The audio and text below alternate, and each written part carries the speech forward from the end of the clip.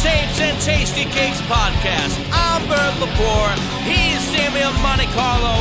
We're hanging here with Angry Mike D, and we talk about music, movies, and so much more. All right, we're back. Another episode of Mixtapes and Tasty Cakes, episode 31. This one we talk, got a list of 10 concept albums. If you don't know what a concept album is, it's basically like a rock opera or a record, an album that has like a theme to it, where all the songs are connected somehow with like a topic. But some of these are a combination of both. I mean, some of them are like what you would call like a rock opera. And some are just have like a collection of songs that kind of go together like a theme. So we picked 10 that we think everybody would like, essential ones, some classics, some modern ones. And I'm sure some of you guys are probably, pretty familiar with them, so. I think there's something we don't even like. Yeah, I'm sure. Yeah, we try to get a little diverse with it. Yeah, mix them up a bit. Yeah, I feel like I'm gonna have some angry people at me on this one. I hope so. at least towards you. You gotta live up to the name, Angry Mike. Yeah. I don't know. My brother will watch the show and goes, "I'm angry to Mike is." I was like, "Yeah, you know what? You're right." Well, I tell you, you put stuff that I like there. You don't give me like, and I don't like that much. No, So you hate everything. You're not giving me the fuel, man. You're not giving me the fire under my ass. So you pick the stuff that I don't agree with, and I'll be angry, motherfucking Mike D. I have to look into it. I mean, really, Damien took the cake for the couple episodes. He was angry Damo. I know. I have a lot to live up to on that. Yeah, so. he was. I never heard Damien get like that. It was great. And if you know me, I'm gotta let it out. I'm an angry person. Yeah, yeah. So minus Mike. And I'm not really that angry, but I'm just very loud. Yes. Okay. Very loud. So let's start this. First one we got on the list is "Welcome to My Nightmare" by Alice Cooper, released in 1975 on Atlantic Records and produced by one and only Bob Ezrin, who you're going to see that name pop up a couple times on this list. Damo, what you got? Yeah, this is it's Alice Cooper's first solo record, which I mean, people are out there are saying, well, isn't everything his solo record? Well, no, because like his first, I don't know how many records, maybe 7 or 6, I don't know, something like that. His first bunch of records from like 1969 to like 74 was called Alice Cooper, but it was like the Alice Cooper group. Yeah. Personally, that's really what I love, that type of Alice Cooper. Everything after that, even Welcome to My Nightmare, it's kind of hard for me to kind of like really listen to straight through. I'm not really into like the whole, rock bands with like horn sections and stuff like that, and come on, man. This you gotta one open up that. A little bit. I do, but it's just like, I love like the old Alice Cooper where he was like, kind of like creepy and stuff. After that, like this is his first solo record. From here on out, it's for me, it's just hard. I don't know. He put out some great stuff. It's just what I prefer, was like the original band. But yeah, this was his first solo record.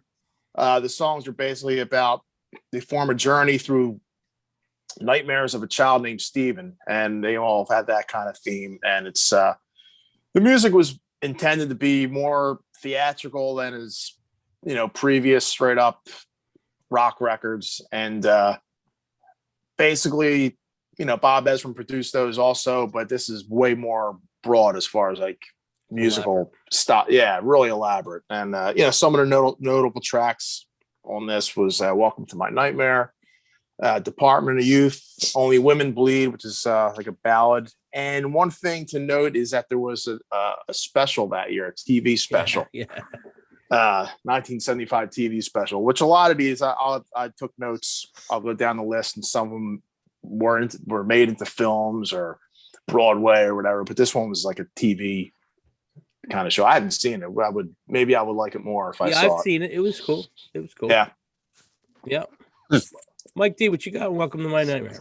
Yeah, man, I really like this. This was, to me, like, this felt like what a concept album should kind of be, you know, all the tie-ins about the dreams and everything. Like, up until now, I didn't even know that there was a different, you know, Alice Cooper group, like, type of thing. So that kind of just, yeah, now I'm going to be a little more self-conscious on it. So, but nah, man, I'm into I thought I was into the concept albums more, but I mean, I know Damien doesn't like the horns and stuff, but you know, I hear stuff like that, and I'm like, wow, they're trying some different things there. You know, they're still going the rock approach, but they're just adding a little horns on there, which kind of gives the horns kind of like a little balls too. So I kind of dig when I hear stuff like that from bands, like different things, violins, different types of instruments, and it gives a little more depth and, you know, less boring, so to say. So, but yeah, man, this is, I haven't really even gotten to Alice Cooper until the last few years. So like a lot of his stuff, when I listen to it's pretty fresh. Like I only know the later stuff of his, you know, the Frankenstein era and all Poison and stuff. Yeah. Yeah. But I probably would have loved this album as a kid. I love it now. Yeah, for me, I love Alice Cooper, but he's hit or miss. It's either like I love it or I'm like I don't get it. Like people go on and on about Schools Out. Oh, Schools Out's a great album.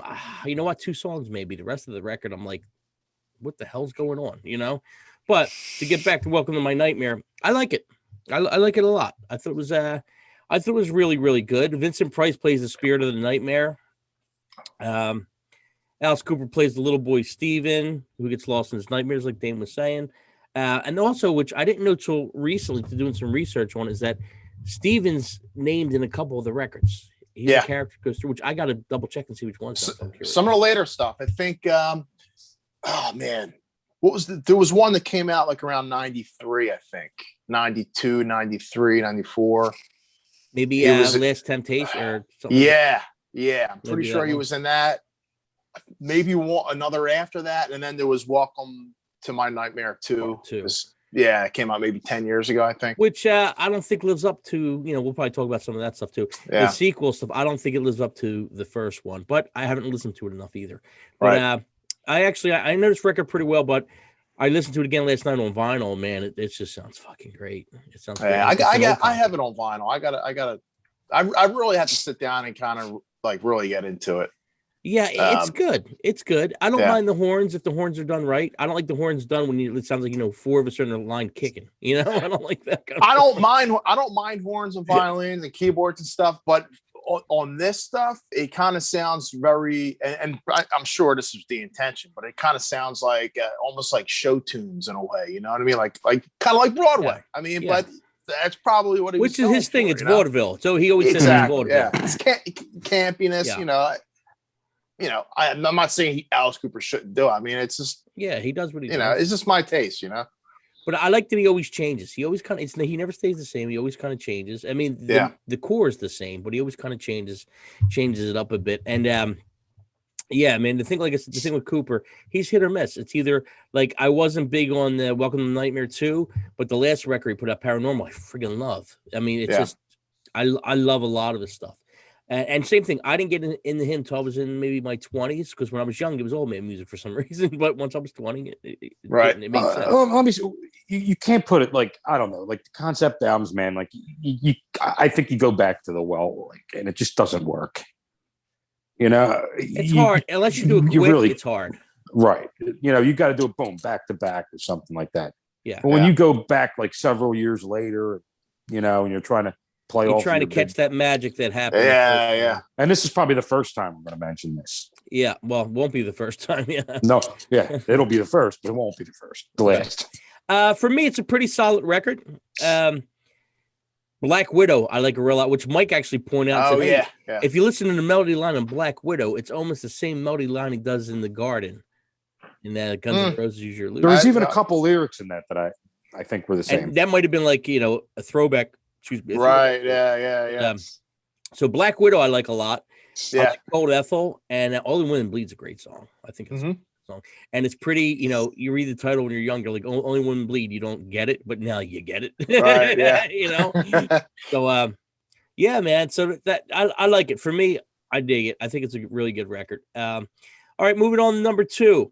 American Idiot from Green Day, released 2004 on Reprise Records, produced by Rob Cavallo and Green Day. It's a story about a young anti-hero, Johnny, who calls himself the Jesus of Suburbia. Him and a few friends break through. They want to get out of the suburban life, and one friend goes in the army. The other one gets his girlfriend pregnant. Johnny moves to the friggin' city, finds a girl called what's her name, and pretty much, he finds St. Jimmy now, who is his alter ego, and he goes on a bad path, and what's her name leaves him, and then shit hits the fan. It's all about love and rage. What do you got, Damo? Yeah, this is never really liked them up until this point. I always thought they were just kind of like, I never really got into them, but the songs were constantly on the radio, and I actually like a lot of this stuff, if not all of it. Like from here on out, it just seems like they really matured, I guess. It just became more of like a rock band and everything. And I really like a lot of the stuff. And it's, this one is it turned into like a Broadway musical, and it won 2005 Grammy Award for Best Rock Album, if that means anything. Yeah. But it was well deserved, I thought. And one of our local band guys, one of our friends from a local band, Fran is his name. Oh yeah. He got the part, and they were doing a musical at the place St. Jimmy, which I don't know Fran that well. I've seen him a couple times at the Green Day band. He's got a real good Green Day cover band, and he got that part, so I thought it was pretty cool. Yeah, for like a local showing of it or something, right? Yeah. Yeah. What do you got, Mike? You know what? I think I like this a lot better than I thought I liked it when I first heard it.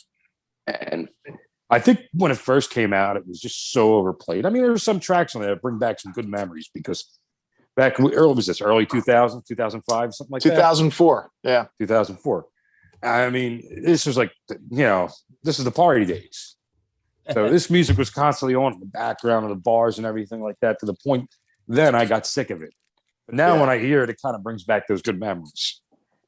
And the story, I didn't realize like even how in-depth the story was on this. Yeah. It's a great story. Political. Mm-hmm. Yeah. Yeah, it's a really great album. You know what I used to like doing back in the day? Because I know a lot of these punk rock guys didn't consider Green Day like punk rockers. Well, not anymore. So like if I was working with somebody and I'm like, oh, yeah, man, I like punk rock music. I was like, hold on. I was like, I'll put some Green Day on for you. You like a little Offspring? Yeah. Fuck them. Fuck those two bands. Yeah, they're not punk rock. God forbid Sony goes big and they sell out. That's I'm sure they don't care.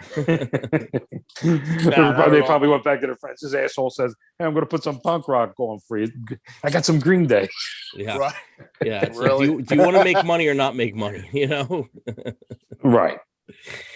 But I think it's a fantastic record. It's so good, and it's I like some Green Day stuff before that. Their first record or two I thought was okay.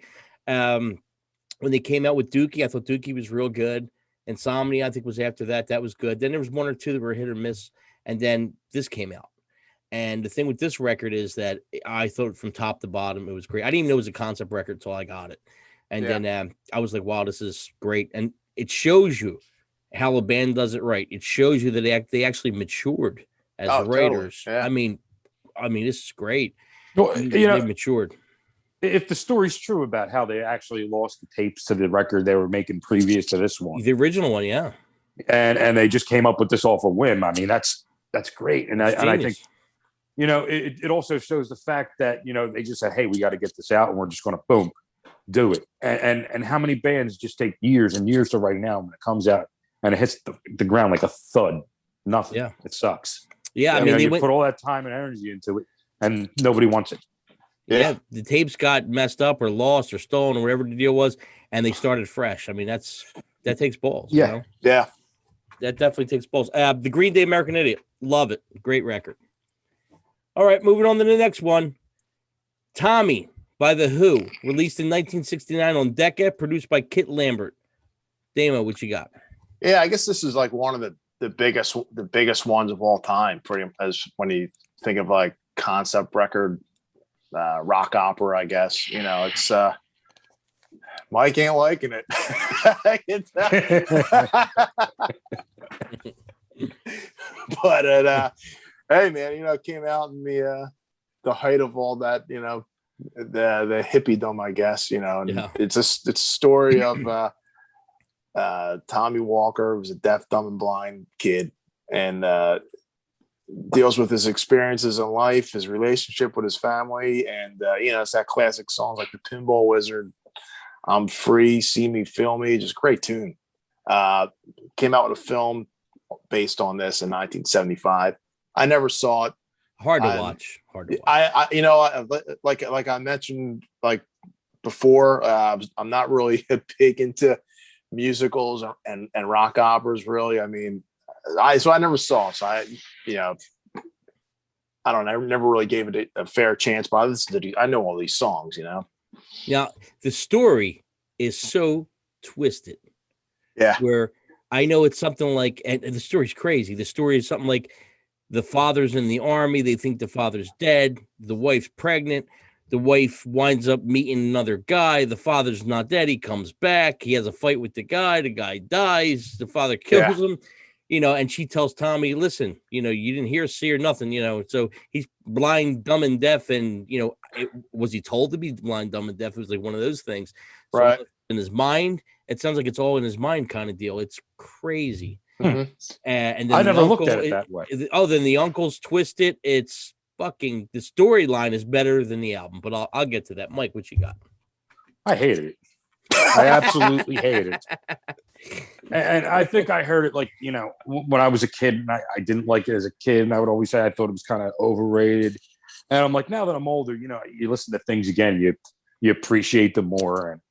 And I listened to this again, and I still think it's overrated. Yeah.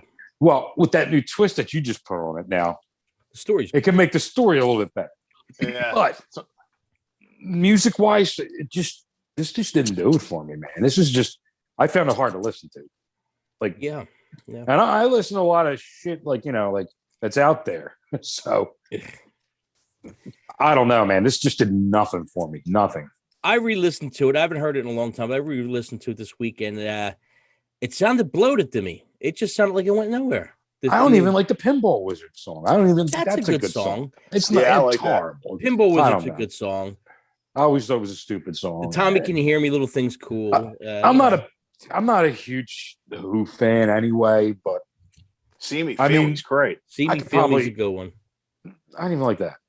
That was. I could, yeah, I mean, I could probably make a greatest hits of my personal likes from about 15 songs, and that's about as far as the Who I go.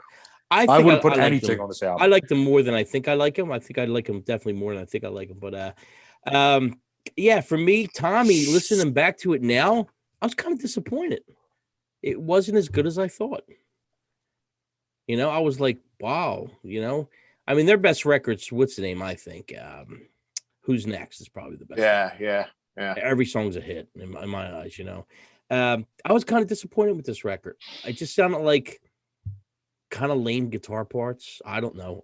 It just sounded bloated to me. Well, Pete Townsend wasn't like, I mean, he's a great writer, great songwriter, but, you know, Guitar Hero, you know, I mean, it wasn't like Hendrix or any of those guys back then. I mean, he barely does like guitar solos and stuff, you know, but that's not really his thing. He's more like a songwriter. Yeah. You know? Yeah. I mean, a lot of people like it and that's cool. For me, I kind of got bored. And the movie was even more boring. Yeah. I'll have to check that out. Yeah. Okay. So how about that for the Who, huh? Got Mike a little amped up over there. Yeah. Got Angry Mike angry. We might keep him angry here. Moving on to the next one. Them by King Diamond, released 1988 on Roadrunner Records, produced by King Diamond and Thalaco, if that's the way you say it. And it's the first of two concept records that are connected with King Diamond. Conspiracy, which I think is actually the better record. But Conspiracy is actually connected with that. And I'll let Damo go first. What you got, Damo? Yeah, I mean, what really attracted me was the album cover. I remember seeing it like in ads in the old metal magazines back in the day. It was always so freaking creepy, man. Yeah, man. This, like, I really wish they made this into like like a movie or so, like I don't know. So I mean, King Diamond doesn't have like big a lot of money behind him, like The Who or Green Day or something. I thought he lived in a castle or something. Yeah, in Rwanda. Yeah, but it would be cool if they made it into like some like even like some animation thing or something. You know, just it's good. To put the story up. But yeah, it's basically about King. This kid King falls into descent into madness. His grandmother, he hears like these voices. It's basically all this shit going on in the house, and just some of the tracks I liked was "Welcome Home," great. Tea. Tea's great. Tea. Time for tea. You got to do the hand. Tea. It's awesome. The Invisible Guest. And it's also like the music, it's like real kind of like Mickey D. Progressive, man, or like proggy or something, Yeah. It's like real like complicated shit. But I really like King Diamond. I like a lot of Merciful Fate stuff, and he does a lot of these concept records. Oh, he's great at them. Yeah. That's what I want to hear from him. I want to hear the horror story. Right. So you dug it. You definitely dug that. Oh yeah. Yeah. Mike D.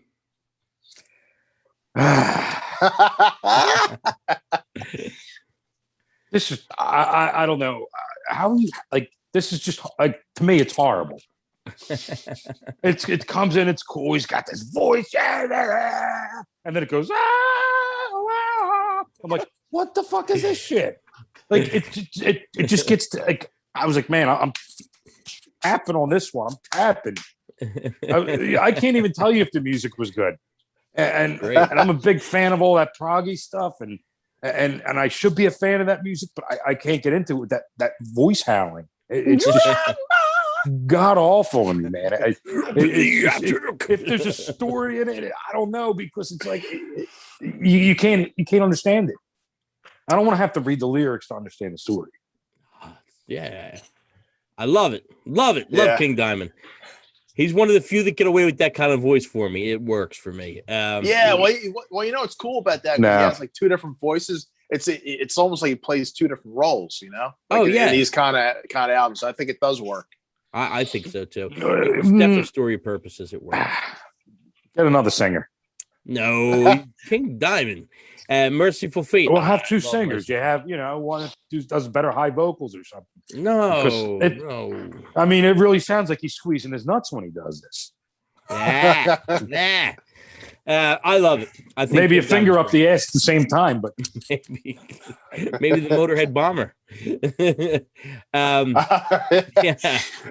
I really like this record a lot. I like most King Diamond records. The lyrics are great. The story's great. Them was good. I thought Conspiracy was better, but them's got Welcome Home, which is unbelievable. That's a great track. T, like Dame said, great track. Bye Bye Missy, I like. It's good, and the story's great. I like all the acting too in between the songs and stuff. Like, I like if you're going to do a concept record, that's what I want to hear, man. I want to put the headphones on. I want to, I want to get the visuals going. I don't want to have to listen to just the songs. Yeah, I like the Operation Mindcrime. You got that in there too, like that kind of stuff. Yeah, I mean, King Diamond, I love the whole story thing. He gets away with that voice for me. It don't bother me with him. But yeah, it is an acquired taste. It definitely. I'm not going to stick around that long to even try to get acquainted with it. Damn, it could. I mean, they should make it like a Shutter movie or something. I mean, I could see something. Yeah. Well, if Danzig did one. Yeah, well, right. Now, also, what I just been seeing on the internet that's coming out soon is Abigail, which is also a concept record. Mm-hmm. Abigail's being released as a novel, like a kind of like, I guess, like an animated looking novel. I seen that. That's coming out soon. Yeah. And it'll be a steamy adult novel. That's a twisted story too. Yeah, I mean, it would be cool if you brought some of the stuff to life somehow. I mean, with like, you get some kid out of college, who's really into computers, make some animation thing. You know what I mean? It's like, I something, why you can't do it. But he's been putting together some video DVD that's was supposed to come out like 10 years now. It's like, I don't Oh know yeah, what's going on. yeah. The last thing I picked up from him was the live show he did to Fillmore in Philly, which was a great record. Mm-hmm. And I only seen him once in concert. I seen him with Merciful Fate at Trocadero, and that was I saw him there. Yeah, that was great. 90. This was back in the 90s. Could have been 98. Whenever In the Shadows came out, was around that time, which is a great record. No, I saw him just after that on the next record, the next tour, which might have been. And then, I saw him on that one, I think. And then the year after, he came with a solo band. So I saw him with a solo band and Merciful Fate. I forget what it was. They were both around the same time, like a year apart. Great live, really good. Yeah, live. I mean, really theatrical. I mean, yeah. His voice sounds like his voice live. He pulls it off. Okay, moving on to the next one. The next one is a band that I tripped over a couple years ago, and I love this band. Their first couple albums were a little rough, and then from this album on, they got great. At least I thought. Avatar, Feathers and Flesh, released 2016 on Entertainment One, produced by Sylvia Massey. Damo, what you got? Yeah, I mean, I don't really have too much about the on this one. I know they put out quite a few albums, and really starting to pick up some steam and get a buzz. But yeah, I mean, I honestly didn't really listen to it. I'll let you talk about it more. But I just read that it's a story about an owl who goes to war against an eagle. Yeah, pretty much. The owl don't want the sun coming up. So it's like a bunch of twisted stories. Like each animal in the story is a character, and it's like a life lesson. So it's like, but at the end of the day, it says people still make the same stupid mistakes. That's pretty much where it goes. Yeah. It's crazy. It's crazy. Mike D, what you got? Yeah, man. I know I listened to some stuff of theirs like years ago, like when I first started hearing it, and I'm not into that whole Cookie Monster thing. Like it just that's another thing. Like when I hear that, I'm kind of done. So when you put this on the day, like let's check out the new Avatar. I had no good expectations of this. This album blew my mind. Yeah. I think I was like, you got to listen to this again, like right now. Put it on again. Yeah. I mean, you said it was a concept album. Guess what? Don't even go into it like it's a concept album because it doesn't even sound like a concept album like you would think. It has the same, I guess, like storyline in it if you pay attention, but every song's its own unique song, man. And it just runs you over. It's just full charge, blast you in the face. Yeah, and it's kind of over before you even know it. Yeah, and it's a pretty long record too. And I love the weird cover at the very end of it, though. I got something in my left pocket for you that was on the South Park. Yeah, this record is so good. The singer changes his voices a lot, and even like maybe slightly out of key here and there, which the first time I hear it, you go, what the fuck? And then as the song goes on, you go, that's cool. It reminds you of Alice Cooper, kind of, where it's not perfect, but it's really, really cool. And they're going for something different. They're taking chances. They're not just staying to their earlier stuff was a little more, I don't even want to say Cookie Monster. It was just a little more heavier vocally. And this record, a lot more singing. And then the record after the same thing. But it's a good mixture of stuff. And the music is unbelievable. Musically really progressive, but still rock. You hear a lot of stuff like we like too, like from back in the day. Like you could definitely hear what their influences are. Oh yeah, and they're a Swedish band. Yeah,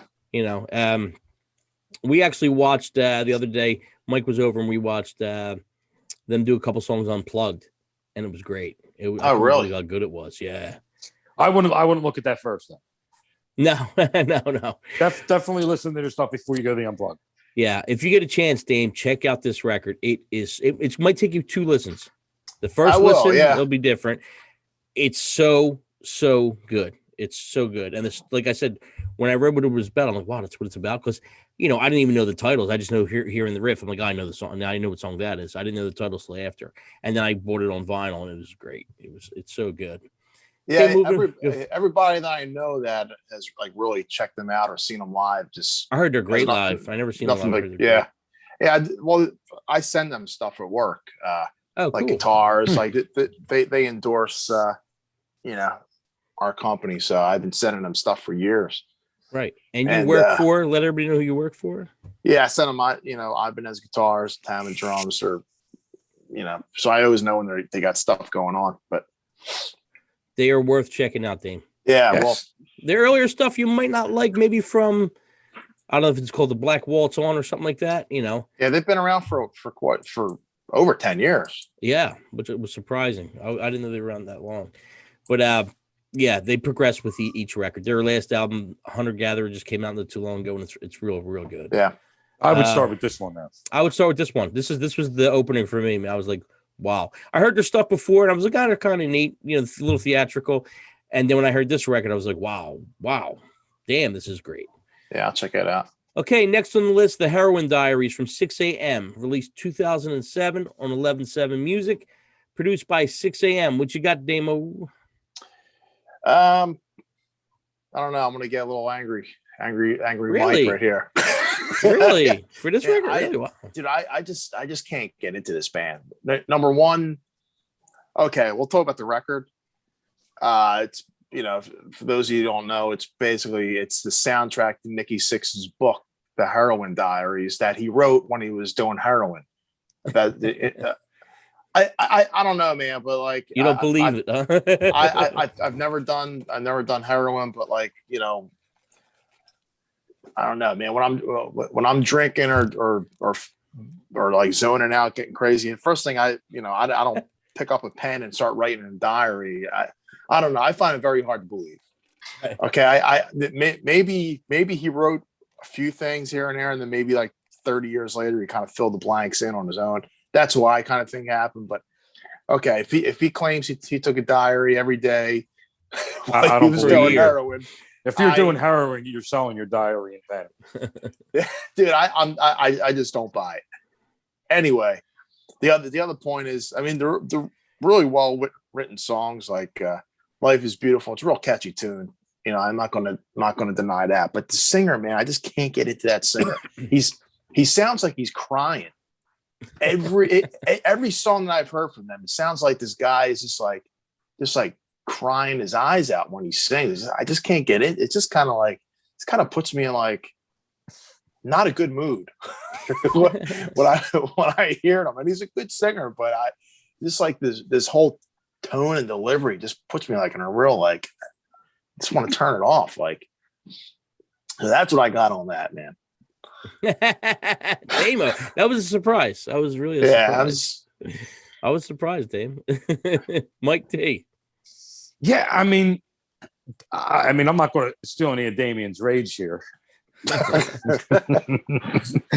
I wasn't into this album, and I think I might have heard it a couple times. And yeah, to me, it sounds very dated on top of that too. I don't know when it came out, but 2008. Yeah, I mean, it kind of has that like Limp Bizkit-y feel to some of it, like with the music wise, and the dance kind of beat to it. Yeah, it didn't do it for me. I don't know. I don't remember how if I liked the singer or not, but I mean, to me, it just didn't do it. I mean, story wise, and I guess I can't complain about it because I guess it's from his book and it's his experience or whatever, and I guess it's supposed to be a downer, but I mean, he's alive, I guess, but. As far as the record goes, it's a good record. We can say. Well, you're two against one. You're 2 against 1 right now. Well, it's. I'm not saying it's just not for me. Yeah, I mean, I don't think it's bad at all. I mean, I think the songs are really they're well written. The guitar playing's great. The singing's great. I just think the guy. I don't like his voice. It just sounds like he's.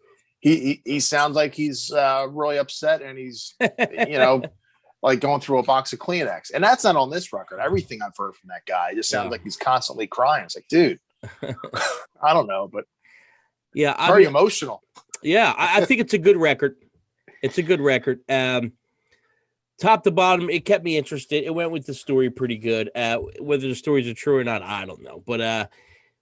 As far as that, Life Is Beautiful might be a perfect written song. I mean, that song's, it's got everything. It's a perfect written song. Now, taken from 6 a.m. the band after that record, they were hit or miss. It's like, they caught some fire. They had some real good songs, and it just seemed like it was getting too soft after that. It was like, okay, now it's getting really soft.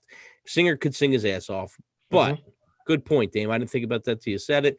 It does have all that same kind of whine kind of feel to it, Yeah. Kind of like, right. It just makes everything sound the same. You know everything what I mean? sounds the same. By the fourth album, I was like, right. I lost interest by, the third album had a couple different neat things on it, and because they went a little stray from the musical stuff. And by the fourth record, by the double record they put out or whatever, I was kind of like, it lost its thing. But the first record, Heroin Diaries, I do like that a lot. Yeah, and I mean, that could be why, I think they're still together, but they're not really doing anything. I think they lost a little steam, Yeah. I kind of feel like, I think, how many records they have? 4. I think they all felt like by that point they should have been much bigger than what they really were, Well, they blew up for a second. They blew up. Yeah. And you know what? Hey, man, that could have been the reason why Nikki Sixx wanted to end Motley Crue. It could have years ago, to kind of, maybe at that point he kind of felt like 6 a.m. would have picked up the slack, but Vince, Vince couldn't sing any of these songs. You know what I mean? No way. No way. But and same, you could tell that because James Michael's name. Yeah. He also was a producer. So yeah, you could tell on that last Motley Crue record, the Saints of Los Angeles record, right? You could tell he had some input in there. Yeah, it's a 6 a.m. record. Yeah, with Vince singing. Yeah, but I do like that record. I actually like that record. Yeah, I like it too. And I think I might have had that on my list. That is like a concept record. It's based on it's like their story.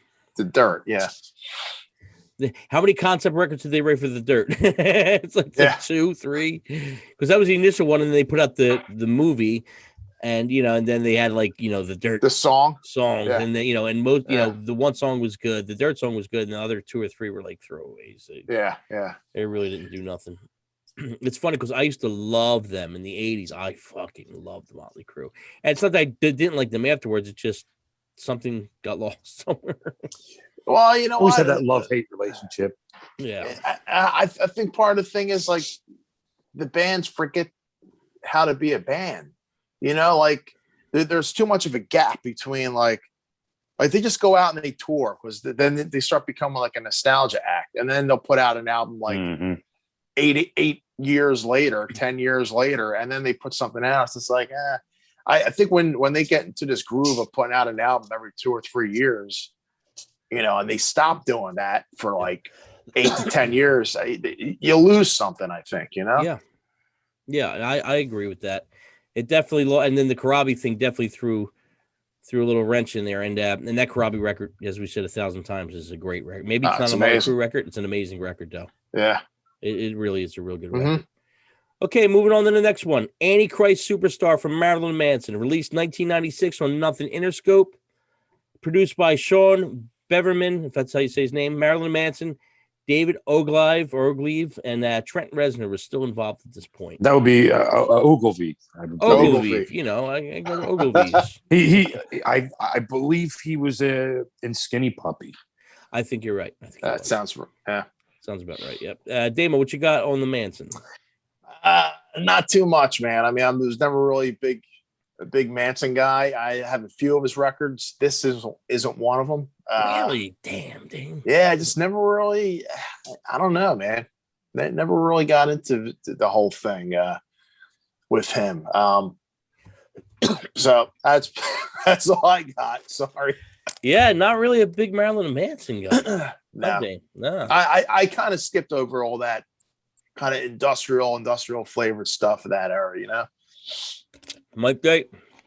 Yeah, I kind of missed the Manson also, which is weird because at that point, like I was into like a lot of the industrial stuff, but like he was more on the goth side, so I kind of like I was more on the industrial rock side. Like that leather strip. They had some cool stuff, but I mean, I just never got into him. But there were some tracks I really like his. So I agree. I mean, there's some stuff that I like too. I just never really got into the whole thing, Right. I love this record. Love it, love it, love it, love it. The early Manson stuff, I'm a huge freaking fan. But wait, with that said, I'm going to still say I think the guy's a genius.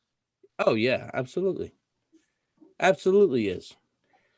Antichrist Superstar was the first installment of a trilogy, which also followed Mechanical Animals was connected.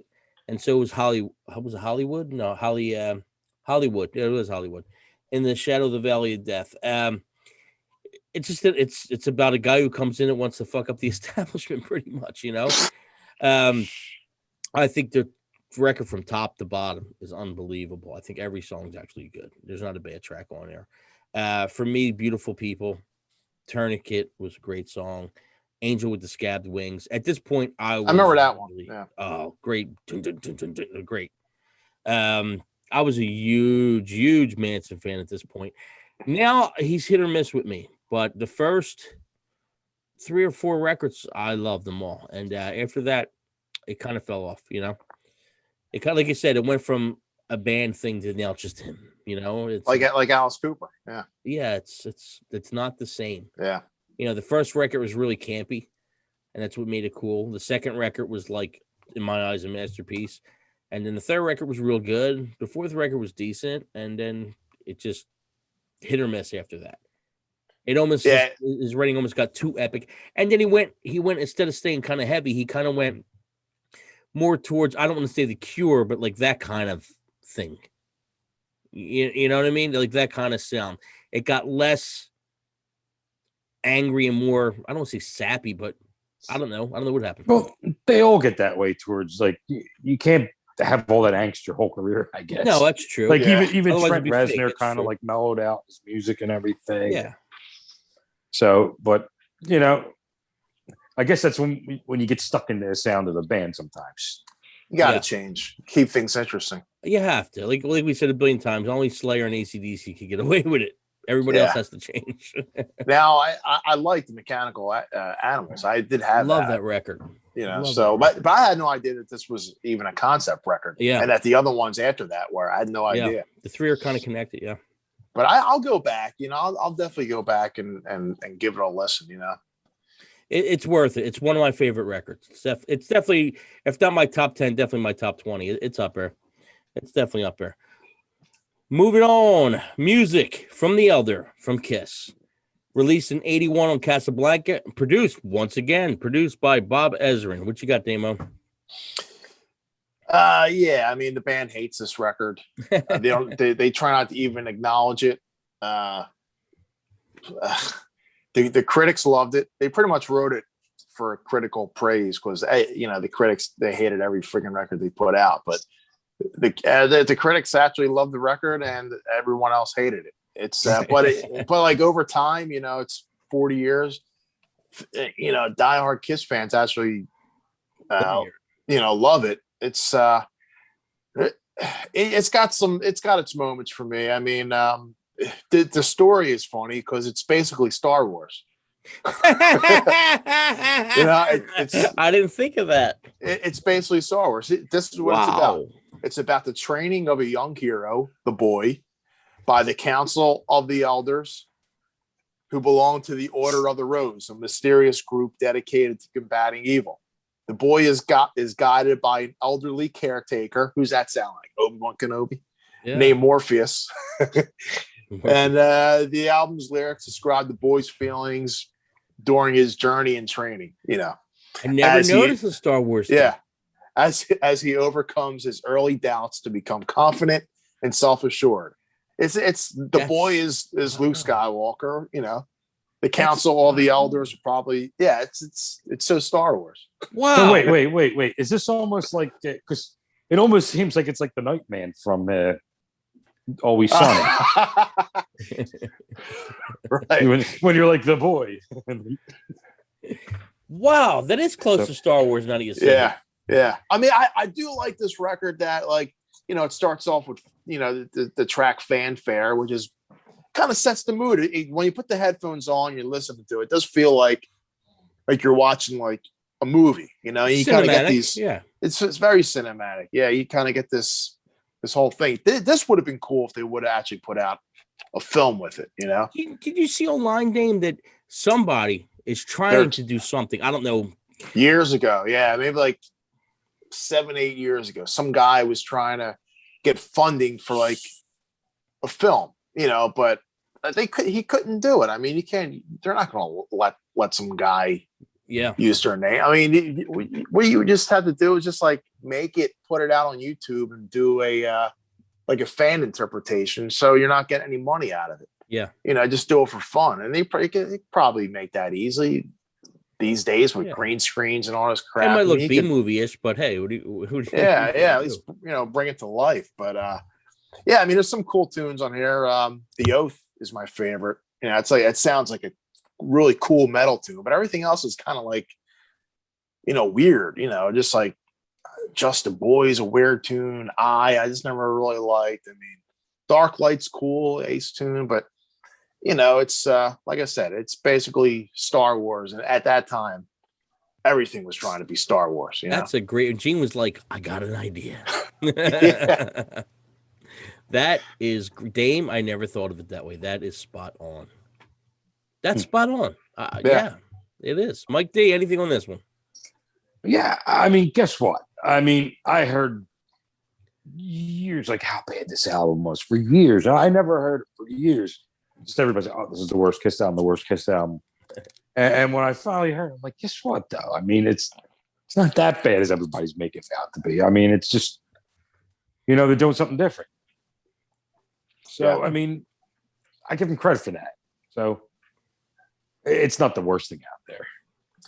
Yeah, I mean, it doesn't sound. I mean, if you look at it as like its own thing, yeah, it's a good record. It's a good like concept rock opera kind of thing. But when you look at it as a Kiss record up against everything else, it doesn't even sound like them. But yeah, there is like a lot of cool shit. Bob Ezrin, he puts all these like, monks chanting and all kinds, like cinematic feel to it, right? Which is cool. It's something that they wouldn't do. Yeah. Yeah, I think it aged better over the years for me. When I first heard it, I was like, "What the hell is this?" When I first heard it, I liked "I" and "World Without Heroes," and I don't even think it's that good anymore. It's kind of cheesy. I thought kind of cheesy, but for me, the standout thing on this whole record is Gene. Under the Rose is a great song. Mr. Blackwell's a great song. I think World Without Heroes is a decent song. Mm-hmm. The Gene stuff, I like. Dude, I would love to hear him play Mr. Blackwell live or something like that. Or that's a great track. It's a great song. The rest of the record, The Oath is good. A lot of falsetto harmonies floating around in this one. Mm-hmm. It's an interesting record. It don't sound like a Kiss record. Is it the worst Kiss record? Maybe still. I don't know. We got to do our Kiss thing one day and see. That's a two-parter. That'll be a two-parter. Yeah. I don't know if it's the worst record, but I like so many of the other ones better. So I don't know. The Elder for me, it aged better with time, but it's okay. But the storyline, Star Wars. You're right, Dave. I read somewhere recently where somebody said, might have been Bob Ezrin or somebody who actually like was working on this record, where they said that there was a lot of things that they cut out.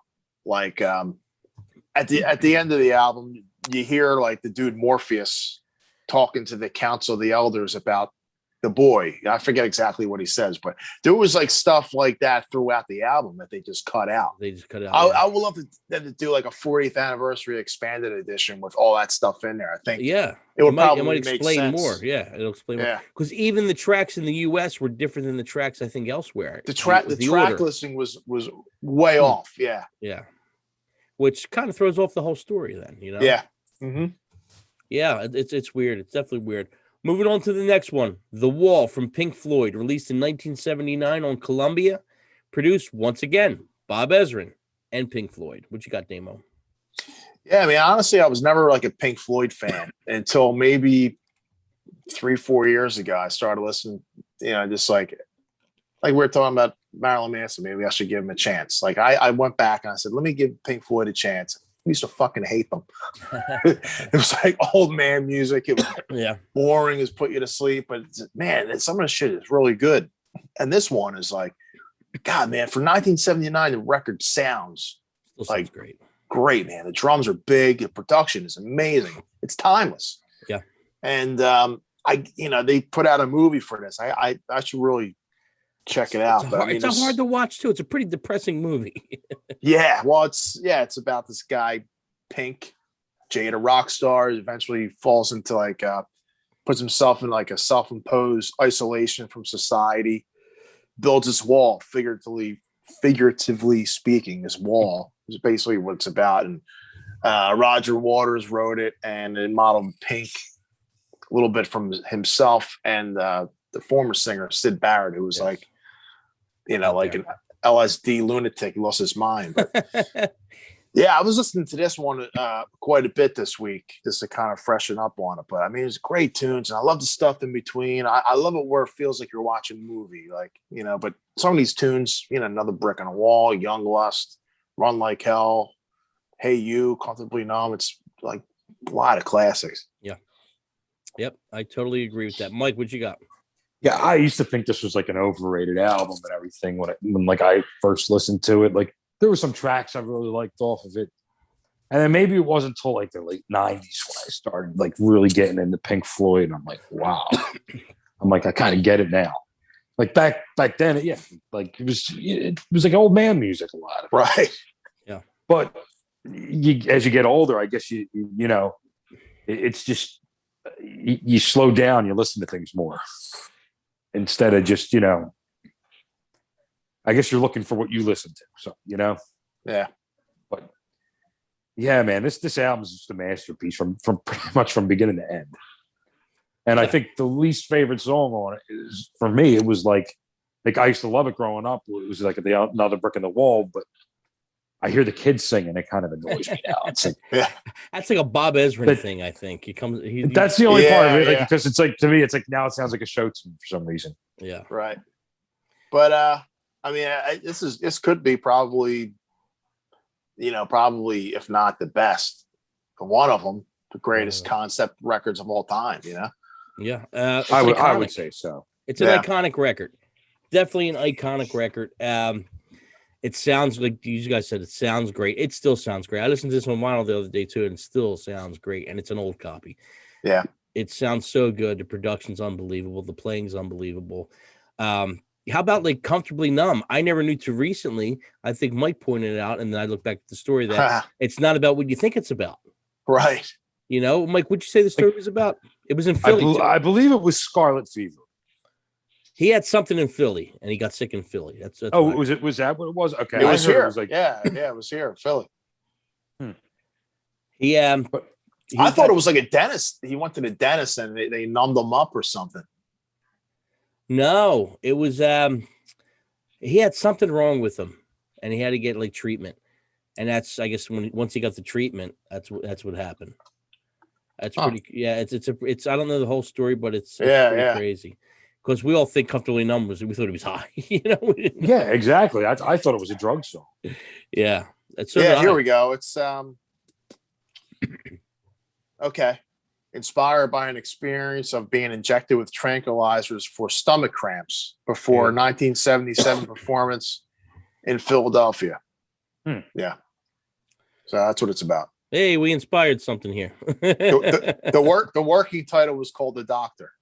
The Doctor. The Doctor. Yeah. Dr. Love. Yeah. Great tune. There's a ton that we're not going to go over right now. There's just so many concept records out there, but I'm going to go into my personal favorite right now. I think the perfect record, man. If it's not my all-time favorite record, it's probably top 3, top 4.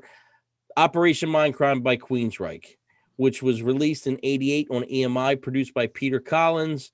What do you got, Damo? Yes, great record. This follows the story of Nicky, a drug addict who becomes disillusioned with the corrupt society of his time and reluctantly becomes involved with a revolutionary group as an assassin of political leaders.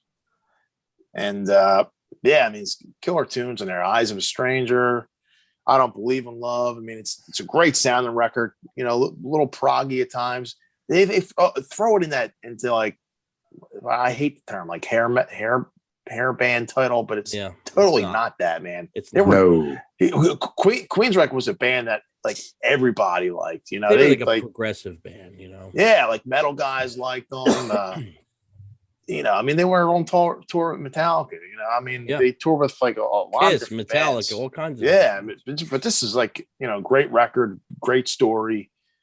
You know, the sound of it is great. You know, and I think they put out a sequel to this. The sequel is no good.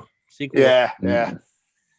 It's weird, man. As great as this band was, I just kind of like lost interest after DeGarmo left. Nah, maybe even before that. I think like what was the album in Empire? 90s? I loved Empire. You didn't like it? No, not after Empire. Oh man, I don't know about. I'm on the fence with Empire. What was after Paradise? Not Paradise. Promised Land. Promised Land on out up until the ones with the new guy Todd La Torre. Yeah, because I love those records. Yeah, they're good. They're both. Jeff Tate just got like everything just got boring, bloated. I don't know, man. I think his whole career now kind of sits on this record, you know. Yeah. Even if you listen to like the later Queensryche right before he left, like Addicted to Chaos was really, really bad. Q2K was maybe the worst record they did. It was I couldn't believe how bad it was because I would think Queensryche couldn't do no wrong, you know. Yeah. Especially after that time capsule between Rage for Order, Operation Mindcrime, and Empire. Them three records were unbelievable. I mean, the first EP. I mean, he put out like so many great records. That's why when I heard that he got kicked out or left the band, I was like, good, because the guy they have now, they're like back to like their old style, doing shit like that. I mean, I still miss DeGarmo. I think he had a lot to do with the sound. Oh, you did, yeah, absolutely. Mm-hmm.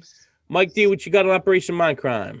Yeah, man. I remember when I first bought this, like, and I never heard anything by Queensryche, and I used to see him in the Hit Parade magazine and Metal Edge and all that. I remember it was coming out and they were making this big deal about it. I went to the record store that day when it came out and I bought it. At first I was like, what the fuck is this shit? Because I didn't know what to expect. You know, I never heard the band before. So I kind of put away for a week or whatever, went back to it. I'm like, wow, I kind of get it now. It was almost like what I did with Metallica, you know, and Justice for All. And this just became like my new favorite band back then. This album was just, I mean, I had it on tape, I had it on CD, I had the Live Crime, I had pretty much everything they put out. But this album, man, to me, it just didn't get better than this. Yeah, like, it's definitely the best concept record I think out there. Like we talked about how they went down. Like I saw the downhill with Empire when that came out. That's a good record. I'm not going to say it's not a good record, but I could just hear the direction that it was going. Like it was just, they softened up. Everything was a little more linear.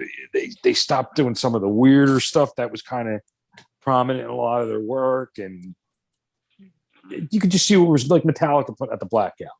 Right. Yeah, you could see things were changing. Yeah, right. And I'm not saying it wasn't a good album at all. I think it's, you know, a great album. It's not my go-to album with them. And it's more like 5 or 6 songs I really like. Right. Where a lot, you know, I could listen to The Warning, Rage for Order, Operation Mindcrime. Like I could put them on straight through. Yeah. For me, Operation, I think is unbelievable. Like I said, my favorite concept record, top to bottom. There's not a song I'd skip on there. There's not a song I'd skip. The storyline's great, and the storyline can be relevant on what's going on today. It can be relevant. It's not, you know, it's not a dated storyline. Yeah, no, it's really not, because who the hell knows what's going on? You know what I mean? But it's not a dated storyline. The songs are great. They tried to make an Operation Mindcrime 2. I think it was too late. It just didn't work. I don't think it worked, you know, and I wanted it to work, but it really didn't work for me. But part of it, I think the second one, like the sound, like it didn't have that, like if you're doing a part 2, like at least have the sound, like how the drums were in the first one. It didn't even sound anything like that in the next one. Like it was just like, I don't know. You went to the well too many times. Yeah, probably. Now, I mean, my thing is where the confusion is with part 2. When does it take place? I'm not even sure when it takes place, because as far as I know, The priest is dead. Dr. X could kind of fool Nikki. He was using him, pretty much giving him drugs to stay, whatever, feeding him that to do what he wants him to do, to be an assassin or whatever. And, and all this time we thought that Mary got killed by either Dr. X or got killed by Nikki, where they make Nikki believe that he killed her because he wakes up in his insane asylum. But pretty much it sounds like she took her own life. At least that's what I think. I don't know. Well, I think they even had that on the don't they on one of the old displays in the concert. They say that she did it. I don't know. But that's my take. I don't know. Who do you think, Dame? Do you know what happened to Sister Mary? I'm reading about it. Well, it takes place 18 years after. Okay. Yeah. So yeah, she's dead. It's like Howard Stern. Yeah, she's dead. Yeah. Anyway, I think Mary took her own life. I think that's kind of what we got out of the deal. But great storyline. And like I said, we're missing a couple concept records that we talked about before, like Seventh Son. The Seventh Son was a great record. That was a concept. And there's a bunch of them. Bat Out of Hell, was that a concept record? I always thought it was. You can always have a part two. Yeah. Part two to that, yeah. Yeah, which I thought was great. Yeah, that Meatloaf can sing, man. Yeah. All right, there you go for concept records. We're going to move on to the next segment. 10 stupid questions.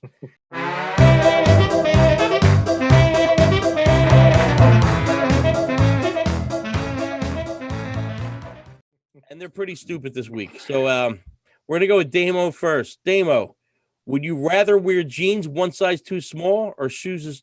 Wait, let me go again. I'm messing that up. Damo, would you rather wear jeans one size too small or shoes two sizes too big? Oh man, that's a good question. Dude, it's really uncomfortable wearing like really tight jeans around the waist. But I'm gonna go with the sneakers. He's going with the sneakers, the shoes. Yeah, the big shoes. So you'd rather wear the shoes or the jeans? You'd rather wear the shoes. Yeah. Okay. Mike D. Yeah, because you're going to see everything, man. Like there's nothing hidden with tight pants. Yeah, moose knuckle.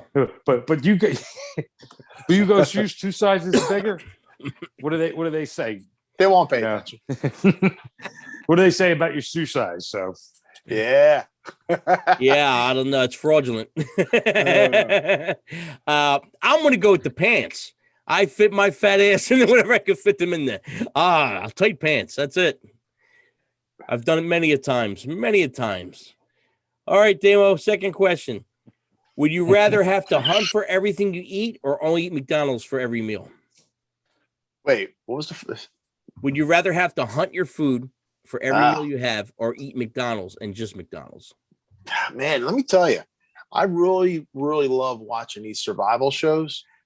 It's actually like, and not many people even notice about me, but I love watching like on the Disney app, they have all these like National Geographic shows, like, like living below, freezing in Alaska or some of these weird shows. Dude, I love those shows. Like, so yeah, and it usually takes place, it shows these people living off the land or whatever, and like freezing temperatures and how do they survive. And a lot of them have to go out and hunt. And I'm just like, it's so fascinating, they live for that. I mean, they have to kill their food. I would definitely like do that, but I would have to be, not here. I'm not going to live in, in South Philly, go hunting. You're not going to be Ted Nugent. No, I would put me out in the mountains or in the wilderness or, in Alaska somewhere, give me a rifle and dude, I would love to do that shit. Wow. Not the answer I expected. Mike did. Yeah, man. McDonald's, great food, man. Great fast food. But every day, every meal. Or you have to hunt. I'm going to go hunting, man. Mike T. Wow. Look, you just getting fed these McDonald's cheeseburgers, man. What's your life expectancy? You're gonna be dead by the time you reach 50. Yeah, you're just going to be sitting there. Just no, you're going to be like 600 pounds from eating nothing but McDonald's food. Yeah. I don't know. I would say you might not even last past a year doing that. Yeah. At least hunting, you're getting exercise. Well, you're moving around. You know, it's a lot of work, man. I see what these guys do. You know, you got to be patient. You got to look at the trails. You know, certain things. You know, but once you get something, man, bang, you know, cut that baby open. Nah, man. I'd rather be pampered. Screw all that. I'm not hunting nothing. I'm going with the McDonald's. Can you imagine a McDonald's shits like every day? I ain't fucking going out there and hunting my shit. Dude, I do love McDonald's, but let me tell you, like, the minute I'm done eating McDonald's, I feel like this pit in my stomach where yep. I regret everything I just ate. But that second you're eating it, man, ain't nothing better than that. Ain't nothing like it. But afterwards, man, it's like that hamburger just came to life and is sticking a knife through your belly, man. That's what it feels like. I mean, we don't even know if it's really meat, so I don't know. Tastes good. I'm going Big Mac, large fries. I'm not hunting nothing. I'm going for the McDonald's. Next question. You guys both surprised me on that one. I was surprised. All right, Damo. Would you rather glow bright pink every time you're attracted to someone or glow bright red every time someone annoys you? I would go red when somebody annoys me. Yeah. I already know this answer. Mike D. Definitely red.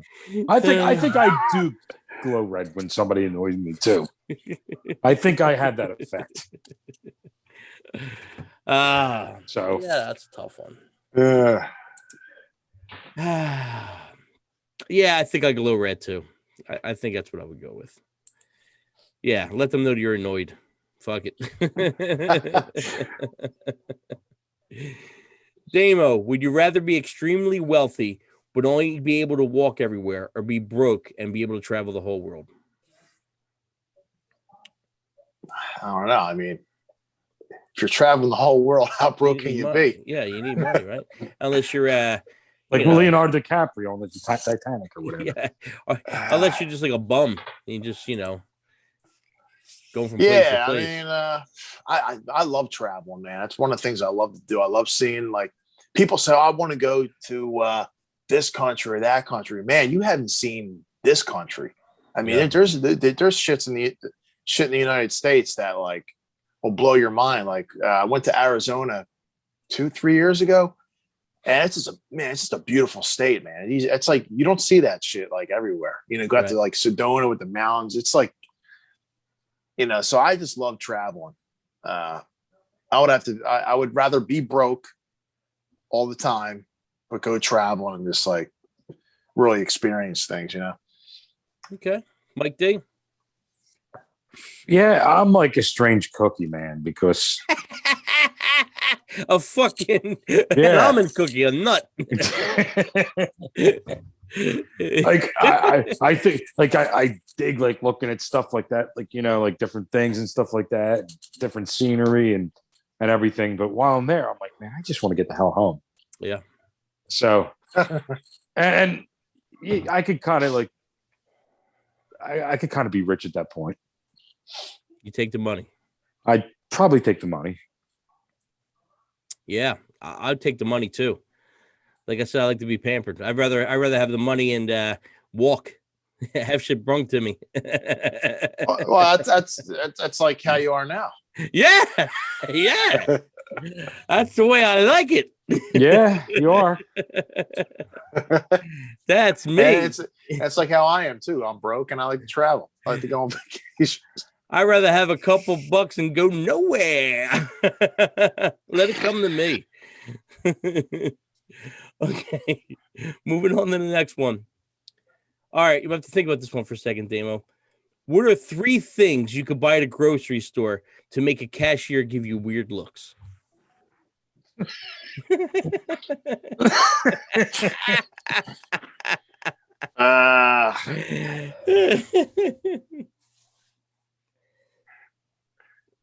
Okay. Cucumber, That's a good one. Vaseline. Here you go. You're close to what I would have said. Good.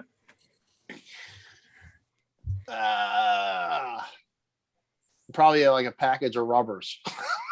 Dude, that's exactly what I was going to say. That's exactly what I was going. Dame, that's exactly what I was going to say. Yeah, me too. All 3 of us. You get the cucumber, you bring it up. You get the rubbers, you bring that up. Trojans extra large, if possible. And then you bring up the Vaseline. And that cashier is going to look at you like you're out of your friggin' mind. I have to change my answer now. I don't know. Why, you got something Thank better? you, Damon. You're putting me on the dark path. Dark. Yes, because mine is going to be twist ties, a chainsaw, and Clorox. Duct tape. Yeah. Well, 3 things. That would be 4, but that would get me some odd looks right there. Oh yeah. Yeah, that would probably do it. But I'm going with Damo. It's exactly what I had in my mind. I was going to That's say. what I had on mine, and I'm like, he's just picking my answers. Yeah, that was perfect. That was That's But funny. you know, I had to be creative and come up with something else. That's Yeah. a good one. It was a toss up between a banana or a cucumber, but I was going with cucumber. Oh man. All right, that was good. Moving on to the next one. Damo, would you rather have pineapple on pizza or anchovies? Oh, pineapple. Easy. I don't like anchovies at all, man. At all. And I hated them when I was a kid. My grandpa used to like them on pizza. The Alish. I hated them when I was a kid. I remember maybe like 5 years ago, I tried it again, see if my taste buds changed, because that has happened quite a bit. Things I hated when I was a kid, I like now. Man, still, I friggin' hate anchovies. Everything about them. The pineapples don't bother me. I mean, people say it's sacrilegious, but I'm Italian. I like it. I don't care.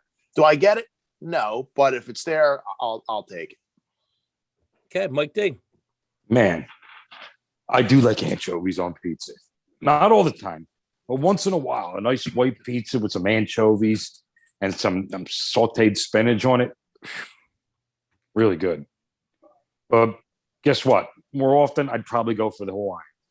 So You go with the pineapple. go with the pineapple. I'm definitely 110% going with the pineapple. It's pretty damn good. Yeah, it is good.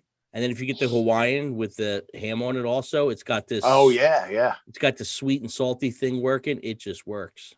Oh, why, yeah. why do people always talk trash about that? I think they just do it because they think it's the cool thing to do. To trash. Yeah, you can put It's a anything on trash- pizza, really. Yeah, You know, yeah, unless- I besides ketchup. Like, like I saw this girl back in the day. She lifted it up and she put mustard under the cheese.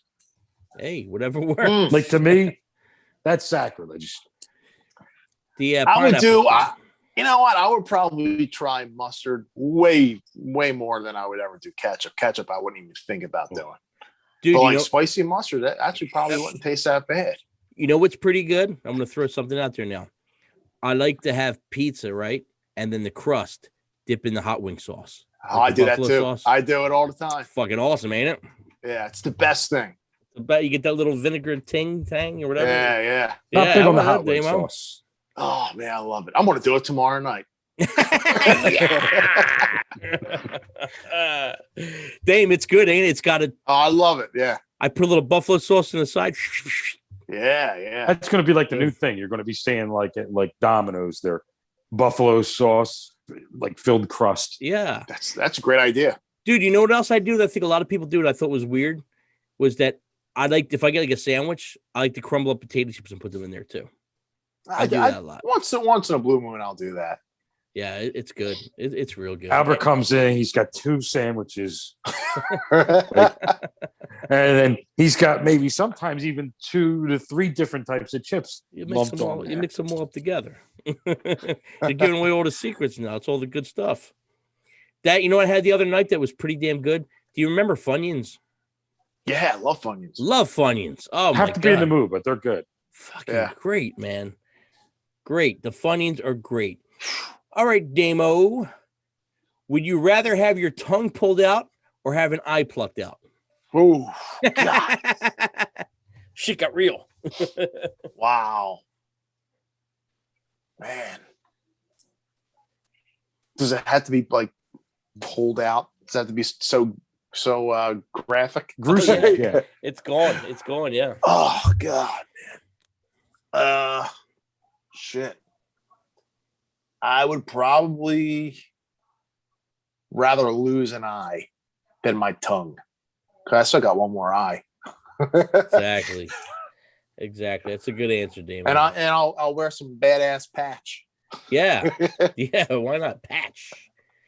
Damian Monte Carlo Patch. Damian Patch Monte Carlo. Patchy. And that's character. Mike D. Yeah, man. Going out of tongue's kind of tough, man. You couldn't even talk. You don't shut the fuck up. Yeah. That might do it. Yeah, man. 2 eyes. I'd lose one of them over a tongue. Yeah, I'm going with the eye too. You still got one. The tongue thing's a little rough. Yeah, that's. Come here, honey. Sit on my eye. Yeah, it don't work. All right, Damo. Sticking to the pepper. A bug flew in my eye. Yeah, which one? The only one I have.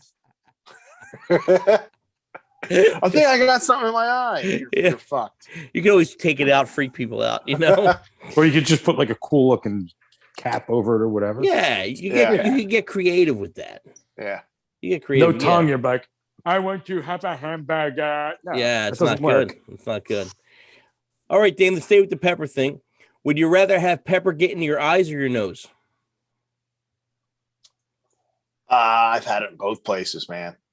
Your eyes, it's like, dude, it's no joke. Yeah, either one, it's equally. Your nose, oh my god. Yeah, man. I probably prefer it in my nose than in my eye, but it sucks both ways.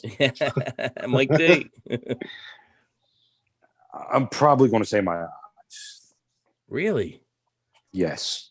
Ooh. Because you get that in your nose, man. You know how hard it is to get that out of your nose. And guess what? If you get it in your nose, it does affect your eyes too. It's going to affect your eyes too. Yeah. But like, I think you could.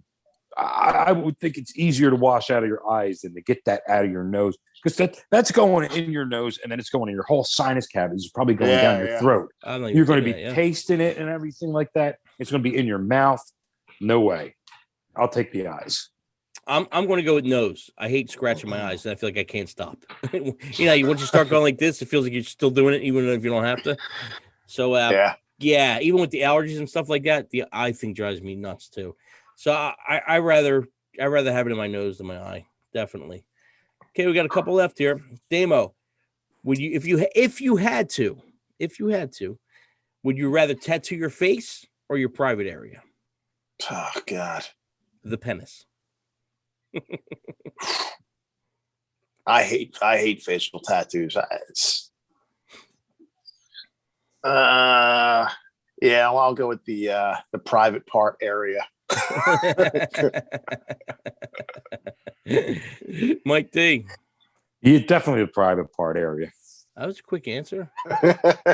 I'm going to go with the same thing because I would do like a little Koopa Trooper from that. What is it, little mushroom things from Mario? I would go with the private area. It could start out with a sentence and then it could be a whole. It could start out with a word and then it could be a whole sentence by the time. Yeah. You can get clever with that. You get very clever. Yeah.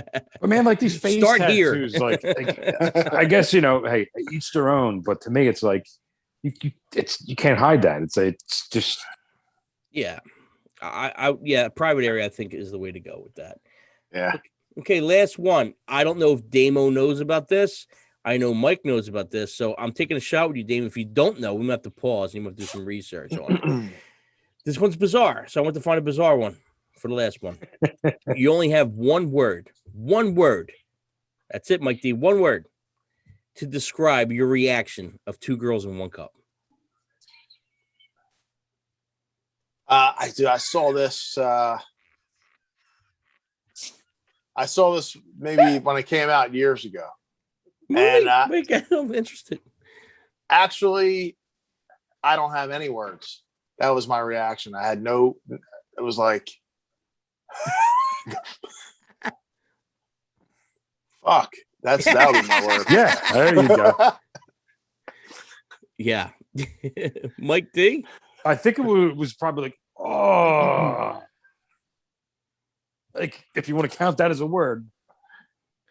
Yeah, I think I went with no. No! No! That was one of the most bizarre things I ever seen in my life. Yeah. The reaction videos were great. I never seen a reaction video on that. God only knows. You could find it because they had the reaction video where they show the person, but not the video. So you know what's happening when you see the reaction. Dude, I thought somebody showed it to us, and when we seen it, I thought I was going to throw up because I didn't understand what it was. You know, I was like, okay, what's this? And I was like, we were playing World of Warcraft when that was big. And someone put it over the event. Yeah. Well, it was like, I guess like it's like a meme almost, I guess you want to say back then, you know? And somebody put it over the vent chat. Like, you just got to click into it.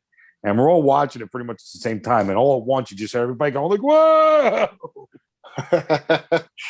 Fucking weird. Like, crazy weird. Well, mixtapes and tasty cakes. We're informative. We'll make you laugh. And sometimes we'll just make you sick. Man.